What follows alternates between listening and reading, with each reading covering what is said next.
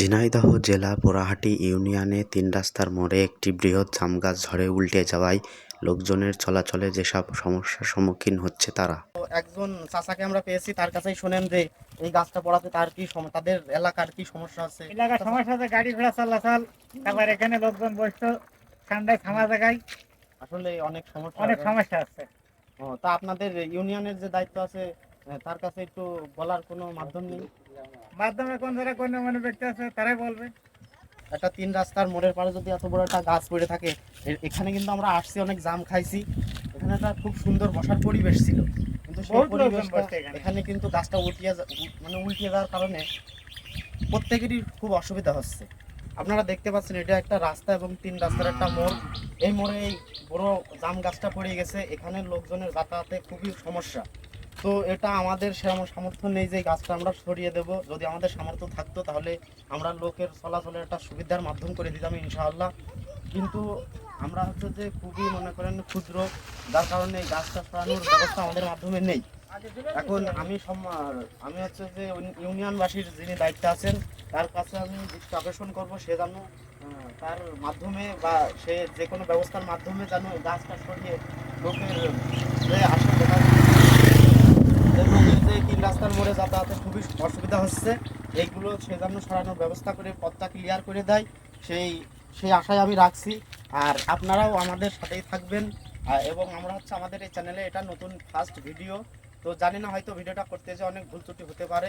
তো আমরা চাচ্ছি যে সাধারণ জনগণের পাশে দাঁড়ানোর চেষ্টা করছি।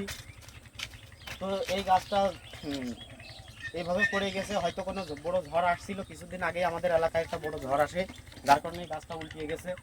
তো আপনারাও চেষ্টা করবেন যে আপনারা যদি ভিডিওটা দেখে জায়গাটা চিনতে পারেন তাহলে অবশ্যই প্রশাসনকে বলে হোক, যাকেই বলে হোক, আপনারা এই গাছটা সরানোর একটা ব্যবস্থা করবেন। আমরাও চেষ্টা করছি। তো এরকম পথের মাঝে অনেকে হাজারো যন্ত্রণাদায়ক সমস্যা থাকে, যেগুলো আসলে অনেকে সমাধান করতে চায় না। সবাই ভাবে যে আমি চলতে পারলে হলো, কিন্তু আসলে আমরা চলতে হলে আমাদের একে অন্যের অবশ্যই সাহায্য সহযোগিতা দরকার আছে। যার কারণে এই যে সমস্যাগুলো আমরা সমাধানের চেষ্টায় আছি। তো আপনারাও চেষ্টা করবেন এবং কমেন্টে বলে যাবেন। দেখতেই পাচ্ছেন একজন চলে গেল, সে কিন্তু বাইসাইকেল চালিয়ে চলে গেল। এখানে আছে অনেকে ছোট ছোট বাচ্চারাও আছে, এটা সম্ভবত তাদেরই গ্রাম। তো দেখাও গাছটা ভালো করে দেখাও, পিছয়ে যাও পিছয়ে যাও পিছয়ে যাও। এই দেখেন, এটা হচ্ছে যে এই এলাকার নাম হচ্ছে যে কি জানো, ৯ নম্বরের পুরাহাটি ইউনিয়ন এলাকা সম্ভবত হবে। তো যাই হোক, আপনারাও সাহায্য সহযোগিতা করবেন। এদিকে গাছটা পুরো ঘুরে দেখো। তো আপনারা দেখতে পারলেন এখানে অনেক সমস্যা। তো একজন চাচাকে আমরা পেয়েছি, তার কাছেই শোনেন যে এই গাছটা পড়াতে তার কি তাদের এলাকার কি সমস্যা আছে। এলাকার সমস্যা আছে গাড়ি ঘোড়া চলাচল, তারপর এখানে লোকজন বসতো ঠান্ডায় থামা জায়গায় আসলে অনেক সমস্যা আছে। তা আপনাদের ইউনিয়নের যে দায়িত্ব আছে তার কাছে একটু বলার কোনো মাধ্যম নেই? মাধ্যমে কোন জায়গায় কোন মানে ব্যক্তি আছে তারাই বলবে।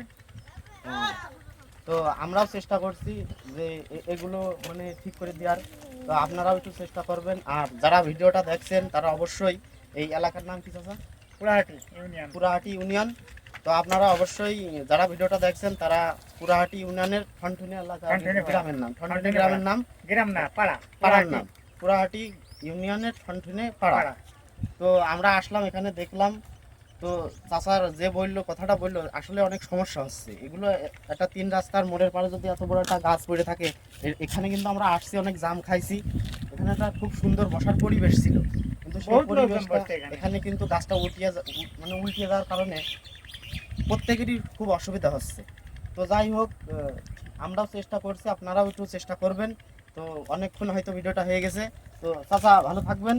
আসসালামু আলাইকুম। ওয়ালাইকুম আসসালাম। তো এই আজকের ভিডিওটা এই পর্যন্তই। সকলকে ধন্যবাদ।